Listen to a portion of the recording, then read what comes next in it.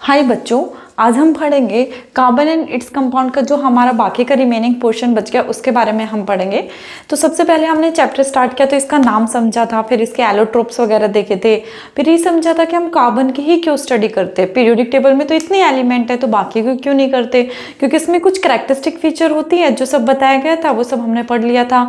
Electron dot structure पढ़ लिए थे। अब बेसिकली बच्चों आपके 2 टॉपिक बचे हैं इसी के चैप्टर के, फिर ये चैप्टर फिनिश हो जाएगा। मतलब मोस्टली हार्डली 20 मिनट का और लगा लो, फिर ये कंप्लीट हो जाएगा। ठीक है, तो एक बार ध्यान से सुनना। अब हम बात करते हैं chemical properties of carbon compound. जो कार्बन कंपाउंड हम जो चैप्टर पढ़ रहे हैं उसकी केमिकल प्रॉपर्टीज क्या होती हैं बच्चों। तो सबसे पहले हम बात करते हैं कंबशन रिएक्शन की। बच्चों कंबशन का मतलब क्या होता है, जैसे कि कार्बन को हम ऑक्सीजन के प्रेजेंस में जलाएंगे तो हमारे पास क्या मिलेगा, उसको कंबशन रिएक्शन बोलते हैं। जैसे कि आपने देखा होगा बहुत जगह जैसे चूल्हे में आग जलाते हो, वो भी कंबशन रिएक्शन है। कंबशन रिएक्शन होती क्या है, एक एक्सोथर्मिक रिएक्शन होती है, उसमें हीट रिलीज होती है। जैसे कि रिएक्शन होगी तो वहाँ पे आपको हीट महसूस होगी कि हीट रिलीज हो रही है, तो ये एक्सोथर्मिक रिएक्शन होती है। तो कंबशन रिएक्शन में बच्चों बेसिकली होता क्या है, जैसे कि हमारे पास कार्बन है, कार्बन को हम ऑक्सीजन के प्रेजेंस में बर्न करेंगे। कोई भी चीज बर्न कब होती है, ऑक्सीजन के प्रेजेंस में ही होती है। यदि ऑक्सीजन नहीं मिलेगी तो कोई भी चीज बर्न भी नहीं होती है बच्चों। वैक्यूम में कोई चीज बर्न नहीं होती। तो यदि कार्बन को हम ऑक्सीजन के प्रेजेंस में जलाएंगे, हीट करेंगे, तो हमारे पास क्या क्या मिलेगा बच्चों, CO2 गैस रिलीज होगी। इसी तरीके से यदि मीथेन को हम ऑक्सीजन के प्रेजेंस में बर्न करेंगे तो उस वाले केस में बच्चों carbon dioxide gas and water हमारे पास सबस्ट्रेट में बचेगा। ठीक है, कंबशन रिएक्शन में क्या होता है, ऑक्सीजन के प्रेजेंस में हम चीज़ों को बर्न करते हैं और हमारे पास क्या गैस ऑब्टेन होती है, कार्बन डाइऑक्साइड गैस ऑब्टेन होती है। ये होती है कंबशन रिएक्शन। अब बात करते हैं बच्चों ऑक्सीडेशन रिएक्शन की। ऑक्सीडेशन रिएक्शन में क्या होता है, ऑक्सीडेशन होता है। ऑक्सीडेशन कैसे, जैसे अल्कोहल है, अल्कोहल से हमें एसिड मिलेगा, मतलब आगे वाला फंक्शनल जो हाई प्रायोरिटी फंक्शनल ग्रुप है ऑक्सीडेशन हो जाएगा। ऑक्सीडेशन का मतलब क्या होता है, addition of the oxygen and removal of the hydrogen ना बच्चों। जैसे क्या आपके जो फर्स्ट चैप्टर पढ़ाया था केमिकल रिएक्शन एंड इक्वेशन, उसमें बताया था ऑक्सीडेशन क्या होता है, रिडक्शन क्या होता है, ऑक्सीडाइजिंग एजेंट क्या होता है, रिड्यूसिंग एजेंट क्या होता है। तो ऑक्सीडेशन की बात करते हैं बच्चों, तो हमने इथेनॉल का ऑक्सीडेशन कराया किसी भी ऑक्सीडाइजिंग एजेंट से, जैसे कि MnO4 हो गया, पोटेशियम परमैंगनेट हो गया, पर एसिड हो गया। तो कोई भी ऑक्सीडाइजिंग एजेंट है उनके प्रेजेंस में हम ऑक्सीडेशन करा रहे हैं तो बच्चों हमारे पास क्या मिल रहा है, यदि हम इथेनॉल ले रहे हैं तो हमारे पास क्या मिला, इथेनोइक एसिड मिल गया, ऑक्सीडेशन हो गया। अल्कोहल से हमें क्या मिल गया, एसिड मिल गया। तो ऑक्सीडेशन में क्या होता है, addition of oxygen and removal of the hydrogen. तो हमने अल्कोहल से हमें क्या मिल गया, एसिड मिल गया। तो कैसे मिला, ऑक्सीडेशन कराया by the help of the any oxidising agent, so we obtain the acid. तो बच्चों अब बात करते हैं एडिशन रिएक्शन की। एडिशन रिएक्शन में क्या होता है, अनसैचुरेटेड कार्बन से हमें सैचुरेटेड कार्बन, अनसैचुरेटेड मतलब डबल बॉन्ड ट्रिपल बॉन्ड, उससे हमें क्या मिलता है, सिंगल बॉन्ड मिलता है। अनसैचुरेटेड से सैचुरेटेड में कन्वर्ट करना ही एडिशन रिएक्शन कहलाता है। और बच्चों जो एडिशन रिएक्शन होती है किसके प्रेजेंस में होती है, बाय द प्रेजेंस ऑफ निकल कैटालिस्ट। निकल कैटालिस्ट की हेल्प में हम कोई भी रिएक्शन कराएंगे तो हमें डबल बॉन्ड ट्रिपल बॉन्ड से हमें क्या ऑब्टेन हो जाएगा, सिंगल बॉन्ड ऑब्टेन हो जाएगा। मतलब अनसैचुरेटेड से हमें क्या मिल जाएगा, सैचुरेटेड कार्बन मिल जाएगा। जैसे कि बच्चों आपके वेजिटेबल घी और ऑयल की रिएक्शन भी इसी में पढ़ते हैं। इसमें क्यों पढ़ते हैं, क्योंकि हमारे पास जो वेजिटेबल घी होता है वो अनसैचुरेटेड होता है और वेजिटेबल ऑयल क्या होता है, सैचुरेटेड होता है। तो किसी भी अनसैचुरेटेड से सैचुरेटेड में कन्वर्ट करना है वहां हम क्या पढ़ेंगे, addition reaction by the help of the nickel catalyst. Okay, अब बात करते हैं बच्चों सब्स्टिट्यूशन रिएक्शन। सब्स्टिट्यूशन का मतलब क्या होता है, सब्स्टिट्यूशन का मतलब होता है सब एक चीज से दूसरी चीज को डिस्प्लेस कर देना, वो होती है सब्स्टिट्यूशन रिएक्शन। जैसे कि बच्चों यदि हमने CH4 की रिएक्शन कराई Cl2 के साथ तो इस सनलाइट के प्रेजेंस में रिएक्शन होती है। याद रखना, सनलाइट के प्रेजेंस में रिएक्शन हुई तो क्या हुआ, ये एक Cl है, ये CH जो ये यूनिट है इसके साथ आके अटैच हो गया और HCl गैस रिलीज हो गई। मतलब इसका H इसके पास चला गया और इसका एक Cl इसके पास आ गया बच्चों। ये होती है सब्स्टिट्यूशन रिएक्शन। सब्स्टिट्यूशन रिएक्शन में एक टाइप का डिस्प्लेस करता है चीजों को। ये एक तरफ से जैसे AB + C है तो C वाला C इसके साथ चला जाएगा, B दूसरी तरफ चला जाएगा। मतलब एक चीज डिस्प्लेस करना ही सब्स्टिट्यूशन रिएक्शन होता है। ठीक है, जैसे एग्जांपल से ही देख लो, मीथेन लिया और Cl2 के प्रेजेंस में हमने रिएक्शन कराई in the presence of the sunlight. तो क्या क्या इसने क्लोरीन को ले लिया और जो HCl है रिलीज कर दी। बच्चों ये याद रखना, कोई भी रिएक्शन जिस भी रिएक्शन में यदि गैस रिलीज होगी ना प्रोडक्ट में, वो रिएक्शन स्टेबल होती है। गैस का रिलीज होना किसी भी रिएक्शन के स्टेबिलिटी को शो करता है। जैसे HCl यहाँ पे रिलीज हो रही है, ठीक है, यहाँ पे CO2 रिलीज हो रही है, तो ये होती है सब्स्टिट्यूशन रिएक्शन। तो आपकी chemical properties of carbon compound में 4-5 रिएक्शन है, यही पढ़नी है। कंबशन रिएक्शन समझ आ गया, किसी भी कार्बन को ऑक्सीजन की प्रेजेंस में बर्न करना, हमें क्या मिल जाएगा, CO2 मिल जाएगा।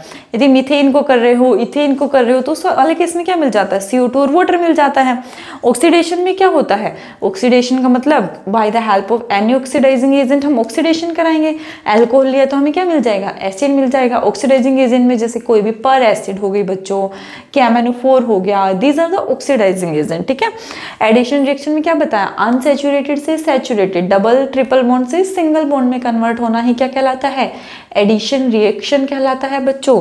अब बात करते हैं सब्स्टिट्यूशन। सब्स्टिट्यूशन एक टाइप की डिस्प्लेसमेंट रिएक्शन जैसी होती है, डिस्प्लेस कर लेता है एक एटम को दूसरे से डिस्प्लेस कर लेता है और सब्स्टिट्यूशन रिएक्शन हो जाती है। और किसके प्रेजेंस में होती है, सनलाइट। ये याद रखना बच्चों, प्रेजेंस में किसकी होती है, ये सनलाइट, और ये by the help of nickel catalyst, और ये by the help of any oxidising agent जैसे KMnO4 पर एसिड वगैरह हो गया, ठीक है। और इनमें क्या करना है, ऑक्सीजन के प्रेजेंस में करनी है और हमें हीट देनी है, तो ये वाली रिएक्शन हमारे पास हो जाएगी, ठीक है।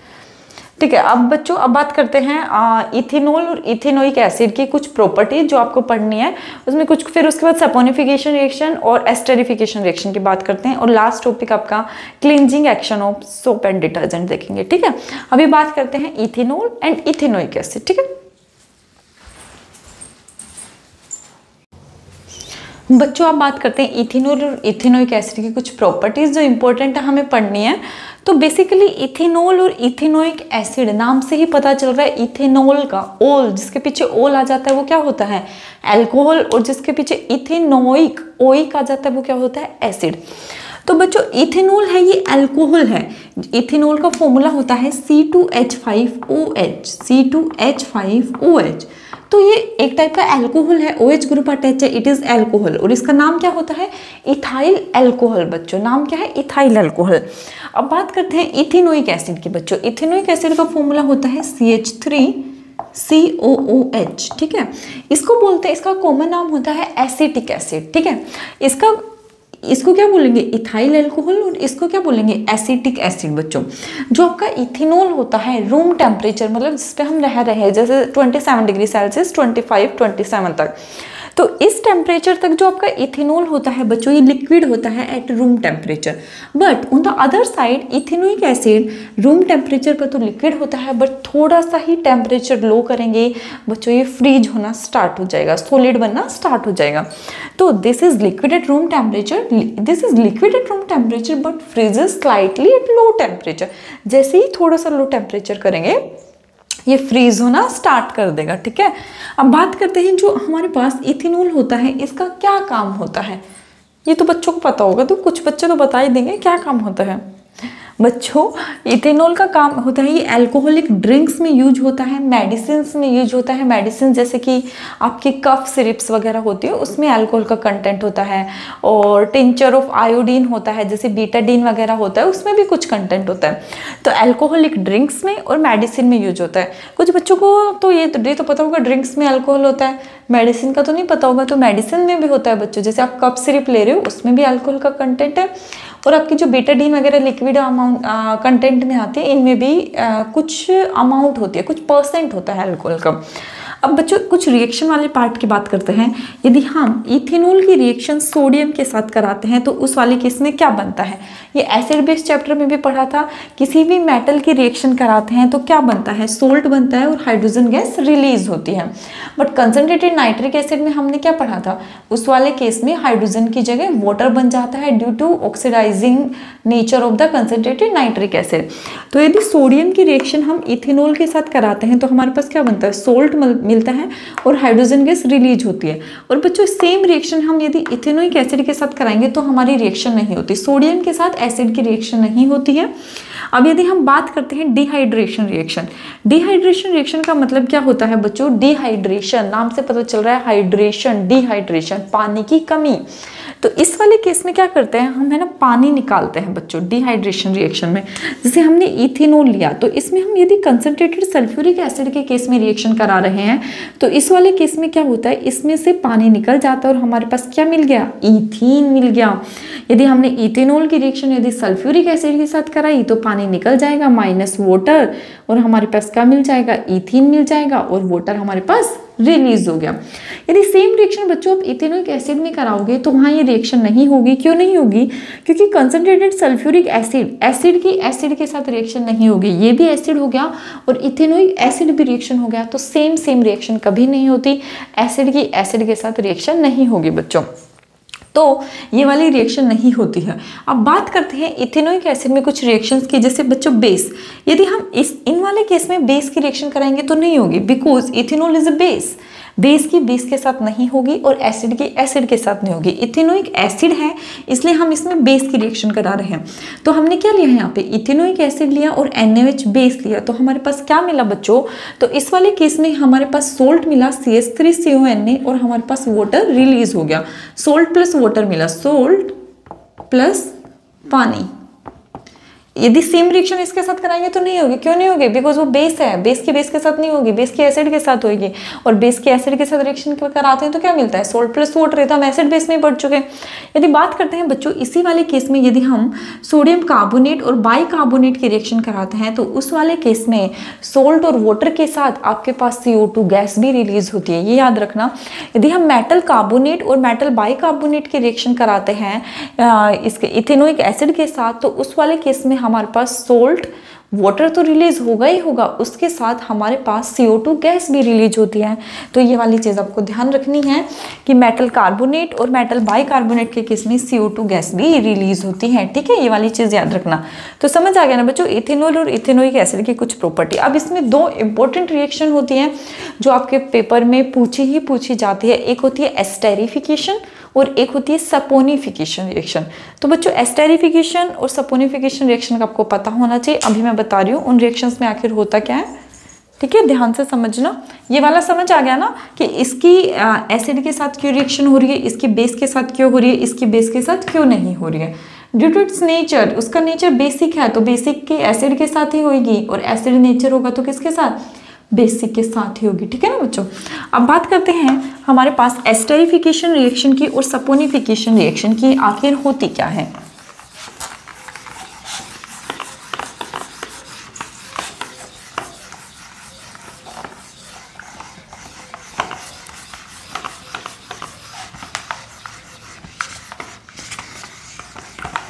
Esterification and saponification. बच्चों देखो नाम से ही पता चल रहा है एस्टेरिफिकेशन, एस्टर बनाने वाली रिएक्शन। तो एस्टेरिफिकेशन, इस रिएक्शन में बच्चों होता क्या है, पहले जनरल समझाती हूँ। एस्टेरिफिकेशन में बच्चों हम एसिड लेते हैं और अल्कोहल लेते हैं। जैसे हमने एसिड ले ली प्लस अल्कोहल ले लिया, अल्कोहल, तो इस वाले केस में हमारे पास क्या बनता है बच्चों? एस्टर बनता है। एक sweet fruiting smell like substance मिलता है। स्मेल लाइक सब्सटेंस आपके पेपर में पूछा जाएगा। यदि हम ये रिएक्शन करा रहे हैं तो उस वाले केस में हमारे पास sweet fruiting smell like substance मिल रहा है, वो क्या होता है? तो आपको आंसर लिखना है एस्टर। एस्टर क्या होता है बच्चों? इसमें स्वीट फ्रूट, जैसे फ्रूट की स्मेल होती है ना स्वीट टाइप, तो उस टाइप की इसमें स्मेल आती है, तो sweet fruiting smell like substance बनता है, उसको हम क्या बोलते हैं? एस्टर बोलते हैं। और साथ में हमारे पास वाटर रिलीज होता है। ठीक है, जैसे ये रिएक्शन कराएंगे एसिड, एसिड में जैसे बच्चों ले लेते हैं CH3COH, अल्कोहल में ले लेते हैं C2H5OH, तो हमारे पास क्या बनेगा? इस वाले केस में हमारे पास बनेगा CH3COO C2H5 प्लस वाटर। तो बच्चों हमारे पास जो ये मिला है ना, ये एस्टर है। Sweet fruiting like substance is called the ester. Ester कैसे बनता है? यदि हम किसी भी एसिड की और अल्कोहल की रिएक्शन कराते हैं तो उस वाले केस में हमारे पास स्वीट फ्रूटिंग लाइक सब्सटेंस मिलता है, उसको ही हम क्या कहते हैं, एस्टर। और इस रिएक्शन को ही बच्चों हम कहते हैं esterification. Process of formation of ester, this reaction is known as the esterification. और इसमें क्या ले रहे हैं, अल्कोहल ले रहे हैं और एसिड ले रहे हैं, ठीक है, उसको हम क्या बोल रहे हैं, एस्टेरिफिकेशन। एक इसी से ही मिलती जुलती रिएक्शन होती है बच्चों, सपोनिफिकेशन रिएक्शन। तो सपोनिफिकेशन रिएक्शन में क्या होता है यही बता देती हूँ, सपोनिफिकेशन रिएक्शन। बच्चों सपोनिफिकेशन रिएक्शन होती है, ये सोप बनाने की एक रिएक्शन होती है। इसमें हमारे पास सोप बनता है और साइड में हमारे पास अल्कोहल रिलीज होता है। तो इस वाली रिएक्शन में बच्चों हम क्या करते हैं, जैसे यहाँ पे हमारे पास एस्टर मिल गया, तो इस वाले रिएक्शन में हम एस्टर लेते हैं रिएक्टेंट में। जैसे हमने एस्टर ले लिया CH3C_O ये हमने एस्टर ले लिया। इसकी रिएक्शन बच्चों हम बेस के साथ कराते हैं, NaOH के साथ कराते हैं। तो इस वाले केस में हमारे पास क्या मिलता है, सोल्ट मिलता है और अल्कोहल मिलता है। तो हमारे पास अल्कोहल मिल जाएगा, ब्लैक से लिखती हूँ, C2H5OH प्लस हमारे यहाँ पे इस तरफ क्या मिल जाएगा, सोल्ट CH3COONA। तो बच्चों यहाँ पे अल्कोहल और ये मिल गया हमारे पास सोप। तो process of formation of the soap by the help of the ester in the presence of the base, this reaction is known as the saponification। Soap बनाने की रिएक्शन को एस्टर की किसके साथ रिएक्शन कराएंगे, एस्टर की reaction कराएंगे। किसके प्रेजेंस में, बेस के प्रेजेंस में रिएक्शन होगी, बेसिक मीडियम के प्रेजेंस में रिएक्शन होगी। और वहाँ पे क्या मिल जाएगा, हमारे पास सोप मिल जाएगा और साइड में क्या रिलीज हो जाएगा, अल्कोहल रिलीज हो जाएगा। तो इस रिएक्शन को बोलते हैं सपोनिफिकेशन। बच्चों ये दो इंपॉर्टेंट रिएक्शन है, ये आपको ध्यान रखना है कि एस्टेरिफिकेशन में क्या मिलता है, एस्टर मिलता है, और सपोनिफिकेशन रिएक्शन में क्या मिलता है, सोप मिलता है। और किसकी हेल्प से मिलता है, यदि एस्टर को हम बेस के प्रेजेंस में रिएक्शन कराते हैं तो वहाँ क्या मिल रहा है हमारे पास, सोप, और यहाँ ये क्या हो गया, अल्कोहल। इसको ही क्या बोल रहे हैं हम, सपोनिफिकेशन रिएक्शन। आगे ना बच्चों समझ, ठीक है। ये थी आपकी एस्टेरिफिकेशन और सपोनिफिकेशन। अब बात करते हैं हम cleansing action of the soap and detergent, ठीक है। उसके बाद आपका चैप्टर फिनिश हो जाएगा, ठीक है। बच्चों अब बात करते हैं cleansing action of the soap and detergent, किस तरीके से अपना फंक्शन परफॉर्म करते हैं। तो ध्यान देना, इसमें दो पार्ट होते हैं, एक होता है हेड वाला पार्ट और एक होता है टेल वाला पार्ट। जो बच्चों हेड वाला पार्ट होता है, जो सिर वाला पार्ट होता है, वो क्या होता है, हाइड्रोफिलिक, मतलब उसको पानी से प्यार है, वो पानी की तरफ अट्रैक्ट होएगा। और जो पूंछ वाला पार्ट है वो क्या हो गया, हाइड्रोफोबिक, मतलब उसको पानी से हेट है, वो पानी से दूर भागेगा। तो इसके दो पार्ट हुए, एक हुआ हेड वाला पार्ट और एक हुआ टेल वाला पार्ट। टेल वाला पार्ट क्या हुआ, हाइड्रोफोबिक, मतलब इसको पानी से प्यार नहीं है, वाटर हीटिंग। और ये हो गया पानी से वाटर लविंग। तो बच्चों जैसे ही आपको उसमें सोप और डिटर्जेंट डालोगे तो क्या हो जाएगा, सोप और डिटर्जेंट में दो पार्ट है, एक हेड हो गया और एक टेल हो गया। जैसे ही बच्चों कोई भी गंदगी दिखेगी, ऑयल दिखेगा, कोई भी गंदगी दिखेगी, तो ये वाला पार्ट क्या करता है, टेल वाला पार्ट होता है, ये इसको ऑयल और डर्ट को ट्रैप कर लेता है। ऑयल और डर्ट को क्लोजली ये ट्रैप कर लेगा और इसके सराउंडिंग में पूरे एक लेयर बना लेगा और चारों तरफ जो आपका हेड और टेल वाला पार्ट है इसको जकड़ लेगा bye the help of the hydrophobic core. तो इसमें क्या हो जाएगा बच्चों, ये पूरा इस टाइप का स्ट्रक्चर बन जाता है जिसको हम बोलते हैं मिसल। तो इसमें क्या हुआ, जैसे ही ऑयल और डर्ट पार्टिकल दिखा, ऑयल और dirt collect inside the Mitchell hydrophobic core, मतलब जो भी गंदगी दिखी ना बच्चों, जो आपका मिशल है जो इसको चारों तरफ से क्या कर लेगा, जकड़ लेगा। जो हाइड्रोफोबिक कोर वाला पार्ट है ये वाला, इसको चारों तरफ से इसके लेयर बना लेगा और इसको जकड़ लेगा, ठीक है। इसके बाद क्या होगा, जो मिशल है इसने इसको ट्रैप कर लिया। और मिशल बनेगा कैसे, आपको कैसे पता चलेगा बच्चों, micelle formation scatter light cloudy like appearance, जैसे आपने देखा होगा वो झाग बन जाते हैं व्हाइट व्हाइट कलर के। तो वो जो व्हाइट व्हाइट कलर के झाग बनते हैं ना, उस टाइम समझ जाओ आपकी मिसल बन चुके हैं, मतलब आपकी जो गंदगी है वो साबुन ने या डिटर्जेंट ने चारों तरफ से कवर कर ली है by the help of the tail वाला पोर्शन। बच्चों हाइड्रोफोबिक कोर से जकड़ लिया है, जैसे झाग बने तो समझो आपकी जो ऑयल और डर्ट है वो ट्रैप हो गई by the help of the micelle, ठीक है। फिर जैसे ही बच्चों इसके ऊपर कोई भी ब्रश मारोगे या रब करोगे, कुछ भी करोगे, जैसे वॉशिंग मशीन भी क्या करती है, सेंट्रीफ्यूगेशन टेक्निक से वो घूमती है, तो जैसे ही मशीन घूमेगी तो क्या होगा, जो ऑयल और डर्ट पार्टिकल है वो इजीली रिंस्ड अवे हो जाएगा। इजीली रिंस्ड अवे, जैसे उसके ऊपर कुछ भी फोर्स पड़ेगा तो इजीली डर्ट पार्टिकल बाहर चली जाएगी और आपका कपड़ा क्लीन हो जाएगा। तो इसमें बेसिकली क्या लिखोगे आप कि दो पोर्शन होते हैं, एक हेड वाला पोर्शन, एक टेल वाला पोर्शन। हेड वाला पोर्शन क्या होता है हेड वाला पोर्शन हाइड्रोफिलिक होता है, उसको पानी से प्यार है, वो पानी की तरफ जाएगा। टेल वाले पोर्शन को पानी से हेट है, वो पानी से दूर जाएगा। जैसे ही ऑयल या कोई भी डर्ट दिखेगी, हाइड्रोफोबिक कोर है जो टेल वाला पार्ट है, इसको जकड़ लेगा, चारों तरफ एक लेयर बना लेगा जिसका नाम है मिसल बच्चों। जैसे ही मिसल बना, आपकी क्लाउडी लाइक अपीयरेंस दिखेगी, जैसे कि झाग, जो व्हाइट झाग आप देखते हो, वो इजीली उसमें लाइट देखोगे आर पार दिखती है, वो ट्रांसपेरेंट होते हैं, शाइनी होते हैं। तो जैसे ही आपकी क्लाउडी लाइक अपीयरेंस बनी तो समझो मिसल बन गए। जैसे ही रब करोगे, उसके ऊपर कोई भी एक्सटर्नल फोर्स लगेगा, इजीली आपकी डर्ट रिंस अवे हो जाएगी और आपके कपड़े क्लीन हो जाएंगे। तो बेसिकली ये प्रिंसिपल होता है क्लींजिंग एक्शन का कि किस तरीके से सोप और डिटर्जेंट है वो अपना एक्शन परफॉर्म करते हैं। बच्चों अब बात आते हैं सोप और डिटर्जेंट में कि ये अलग अलग है, तो इनमें कुछ तो अलग चीज होगी तभी तो अलग है। एक का नाम सोप, एक का नाम डिटर्जेंट है, एक साबुन है, एक डिटर्जेंट है, तो कुछ तो फर्क होगा ना, तभी तो इनका नाम अलग है। तो इनमें डिफरेंस क्या है, हम डिफरेंस की बात करते हैं कि इनमें मेजर क्या डिफरेंस है जिनकी वजह से इनको अलग अलग कैटेगरी में रखा गया है। तो बच्चों डिफरेंस की बात करते हैं हम सोप और डिटर्जेंट की। क्या क्या डिफरेंट क्राइटेरिया होते हैं कि हम एक को डिटर्जेंट में रखते हैं और एक को किस में रखते हैं, सोप में रखते हैं। तो चलो अब बात करते हैं। तो बच्चों जो डिटर्जेंट होता है ना वो थोड़ा कॉस्टली पड़ता है, सबसे मेन बात तो ये। इकोनॉमिकल पॉइंट से देखेंगे तो डिटर्जेंट महंगा पड़ता है और आपका साबुन है वो थोड़ा सस्ता पड़ता है, चीपर पड़ता है। तो हम डिफरेंस की बात करते हैं।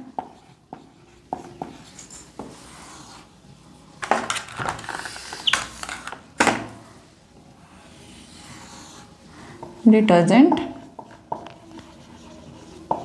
तो बच्चों जो आपका साबुन होता है ना वो होता है sodium potassium salt of carboxylic acid. Sodium potassium salt of carboxylic acid, carboxylic acid. But on the other side detergent होता है ना बच्चों, वो क्या होता है, sodium potassium salt of, sodium potassium salt of sulphonic acid. बच्चों सबसे मेजर डिफरेंस तो यही होता है, सल्फोनिक एसिड। ये क्या हो गया, sodium potassium salt of carboxylic acid and this one is the sodium potassium salt of the sulphonic acid बच्चों। और अभी आपको दूसरा पॉइंट बताया, ये थोड़ा चीपर होता है, सस्ता होता है, और ये थोड़ा एक्सपेंसिव होता है, ये थोड़ा महंगा होता है बच्चों, ठीक है। अब दूसरे वाला यदि इकोनॉमिकल पॉइंट व्यू ही देखें तो ये जो आपका होता है ये बायोडिग्रेडेबल होता है, biodegradable. But on the other side जो आपका डिटर्जेंट होता है वो नॉन बायोडिग्रेडेबल होता है, non biodegradable. Biodegradable non biodegradable तो सबको पता होगा, ये तो आपके 3rd 4th क्लास से टर्म आ रही है, ठीक है। नॉन बायोडिग्रेडेबल, ठीक है। अब बात करते हैं बच्चों जो आपका एक एक्शन परफॉर्म कैसे करता है। जो सोप होता है वो only use only in soft water, only in soft water, ये ओनली सॉफ्ट वाटर में काम करता है। सॉफ्ट वाटर और हार्ड वाटर क्या होते हैं मैं भी आपको बता रही हूँ, ये दोनों में करता है, use in both soft as well as hard water, soft as well as hard water. बच्चों हार्ड वाटर और सॉफ्ट वाटर में डिफरेंस क्या होता है ये देखते हैं। जो आपका हार्ड वाटर होता है ना बच्चों, उसमें कैल्शियम और मैग्नीशियम के आयन प्रेजेंट होते हैं। कलर चेंज करती हूँ एक सेकेंड। जो आपका हार्ड वाटर होता है इसमें कैल्शियम और मैग्नीशियम आयन प्रेजेंट होते हैं, मैग्नीशियम आयन प्रेजेंट होते हैं। और सॉफ्ट वाटर में ये वाली चीज़ नहीं होती है। तो जो ये साबुन है ये सॉफ्ट वाटर में करता है, हार्ड वाटर में क्यों नहीं करता? बिकॉज बच्चों कैल्शियम और मैग्नीशियम के प्रेजेंस में, कैल्शियम और मैग्नीशियम के प्रेजेंस में ये स्कम बना लेता है, formation of scum, formation of scum. तो बच्चों जो ये स्कम होता है ना, ये क्या करता है, किसी भी ये मिशल को फॉर्मेशन ही नहीं होने देता। जो मिसल है ना वो बन ही नहीं पाते हैं और आपका कपड़ा क्लीन नहीं होता है। कपड़े क्लीन होने के लिए मिसल फॉर्मेशन तो बहुत ज़रूरी है। तो ये कैल्शियम और मैग्नीशियम के साथ रिएक्शन कर लेगा और स्कम बना लेगा और वहाँ पे आपकी जो मिसल फॉर्मेशन टेंडेंसी है वो बहुत कम हो जाती है। मतलब आपको बहुत ज़्यादा क्वांटिटी में साबुन यूज करना पड़ेगा तब जाके बहुत हल्का फुल्का आपका कपड़ा क्लीन होगा। यही एक रीज़न है कि जो आपका साबुन होता है वो सॉफ्ट वाटर में ही रिएक्ट करता है, काम करता है, और डिटर्जेंट है वो दोनों में काम करता है, सॉफ्ट में एज वेल एज हार्ड में। तो बच्चों बेसिकली यही डिफरेंस है कि जो साबुन होता है वो सोडियम पोटेशियम सोल्ट होते हैं एसिड के, कार्बोक्सिलिक एसिड के, बट डिटर्जेंट होता है वो सल्फोनिक एसिड के, सोडियम पोटेशियम सोल्ट होते हैं। डिटर्जेंट महंगा होता है, नॉन बायोडिग्रेडेबल होता है और ये हार्ड और सॉफ्ट वाटर दोनों में काम करता है। ठीक है ना, आगे ना समझ। अब दो छोटी छोटी टर्म बची हैं बच्चों इस चैप्टर की। एक होती है होमोलोगस सीरीज क्या होती है और एक आइसोमर वाला पार्ट बचा है। दो टॉपिक बचे हैं छोटे छोटे, 2 मिनट के टर्म है वो और देख लो।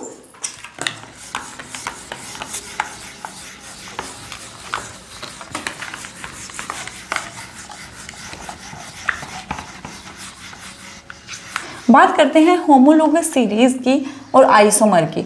बच्चों मैं आपको ये वाली टर्म पहले भी बता चुकी हूँ कि होमोलोगस सीरीज क्या होती है और आइसोमर क्या होते हैं। तो सबसे पहले होमोलोगस सीरीज की बात करते हैं। होमोलोगस सीरीज होती क्या है?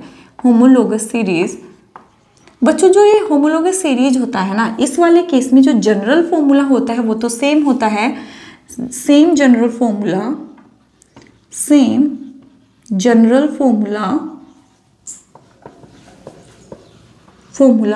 but difference of CH2 unit, but difference of CH2 unit. इसका मतलब क्या हुआ बच्चों? इसका मतलब हुआ जैसे कि हमारे पास कोई भी जनरल फॉर्मूला है, जैसे एल्केन एल्कीन एल्काइन के जनरल फॉर्मूला देखिए, या कोई भी फंक्शनल ग्रुप है, मतलब 2 मॉलिक्यूल है उनमें फंक्शनल ग्रुप तो सेम होगा बट उसमें एक CH2 यूनिट का एक मतलब CH2 यूनिट का कितने का भी डिफरेंस हो सकता है, 1 का 2 का 3 का, बट ये है मेजर उसमें CH2 यूनिट का डिफरेंस होगा। जैसे बच्चों एग्जांपल की बात करूं, जैसे कि हम लेते हैं मीथेनॉल CH3OH और एक ले लेते हैं इथेनॉल CH3CH2OH। तो दीज आर द बच्चों होमोलोगस सीरीज, मतलब ये मीथेनॉल हो गया, ये इथेनॉल हो गया। तो आप इसमें देखो कि जनरल फॉर्मूला इनका सेम है, ये भी अल्कोहल है ये भी अल्कोहल है, बट डिफरेंस किसका है? CH2 यूनिट का डिफरेंस है। तो ये क्या हो गया? होमोलोगस सीरीज हो गया। बच्चों इस सीरीज में केमिकल प्रॉपर्टीज तो सेम होती हैं, chemical property same but slightly difference in physical property,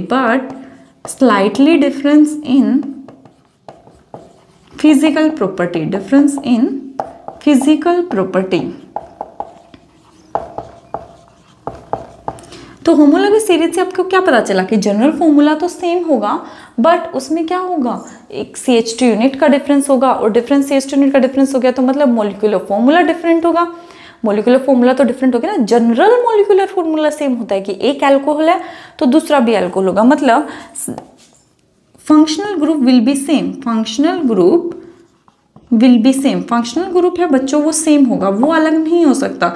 ऐसा नहीं है एक अल्कोहल हो जाए दूसरा एल्डिहाइड हो जाए, no, functional group will be same but difference of only CH2 unit. CH2 unit से 1 का डिफरेंस हो, 2 का 3 का हो, जरूरी नहीं है एक CH2।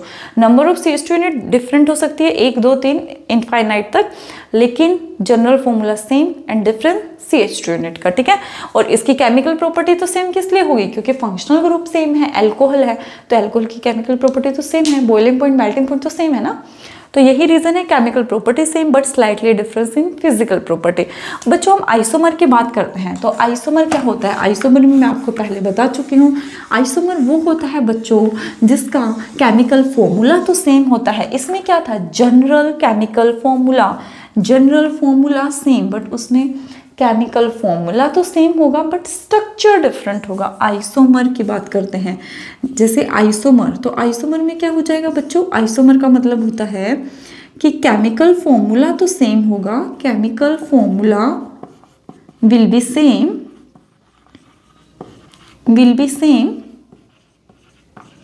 But structure will B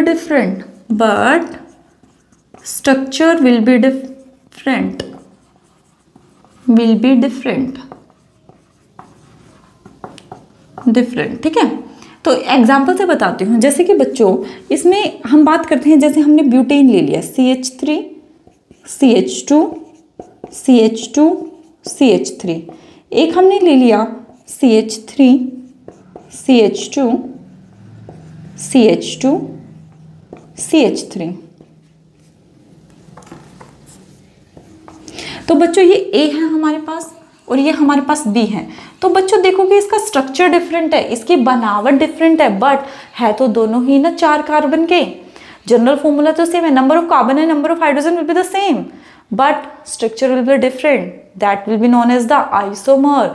जिसमें जनरल फॉर्मूला, तो जनरल फॉर्मूला किसमें सेम था, होमोलोगस सीरीज में, कि एक एल्कोहल दूसरा भी एल्कोहल, एक एल्डिहाइड दूसरा भी एल्डिहाइड, बट तब केमिकल फॉर्मूला सेम हो बट उसकी बनावट डिफरेंट हो, उसका स्ट्रक्चर डिफरेंट हो, उसको क्या बोलेंगे, आइसोमर बोलेंगे बच्चों।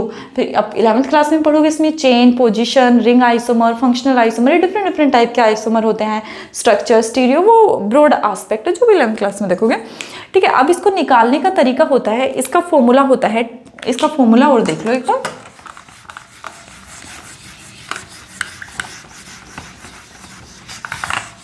बच्चों इसके फॉर्मूला की बात करते हैं जो एक इम्पोर्टेंट है कि हमें निकालना आना चाहिए आइसोमर कैसे निकालेंगे हम, ठीक है। तो इसका फॉर्मूला होता है 2 की पावर n-4 + 1।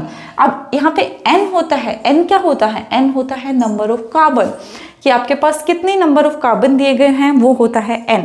तो जो भी नंबर ऑफ कार्बन दिए होंगे वो आप इसमें वैल्यू पुट करोगे और आपके पास आंसर आ जाएगा। जैसे बच्चों हम n यहाँ पे दे दिए जाएं कि मान लो 6 कार्बन है, उसमें नंबर ऑफ आइसोमर बताओ कितने बनेंगे, तो यहाँ पे 6 भर दो, 2 की पावर 6 - 4 + 1, तो ये कितना बच गया, 2 की पावर 2 + 1, तो ये कितना हो गया, 5। आ गया ना बच्चों समझ। तो इसमें नंबर ऑफ आइसोमर कितने हो जाएंगे, 5। तो यहाँ पे जिस कितने भी कार्बन दिए हों 7 8 9 10, तो आप इजीली इसमें निकाल लोगे, ठीक है। तो ये इसका फॉर्मूला होता है कैलकुलेट करने का, formula for calculate the isomer 2 की पावर n-4 + 1। इस तरीके से हम आइसोमर कैलकुलेट कर लेंगे, ठीक है बच्चों। ये आपका था होमोलोगस सीरीज और आइसोमर, ये चैप्टर हमारे यहाँ पे फिनिश होता है, ठीक है। इसके बाद हम इसमें कुछ नहीं पढ़ना, सारे टॉपिक कवर हो गए। इसके बाद जो आपके 10th का पेपर आया है वो हम देखेंगे कि किस टाइप का पेपर आया है, किस टाइप के क्वेश्चन आए हैं, ठीक है। वीडियो अच्छी लगी हो तो लाइक करें, चैनल को सब्सक्राइब करें। Be happy and happy learning. Bye.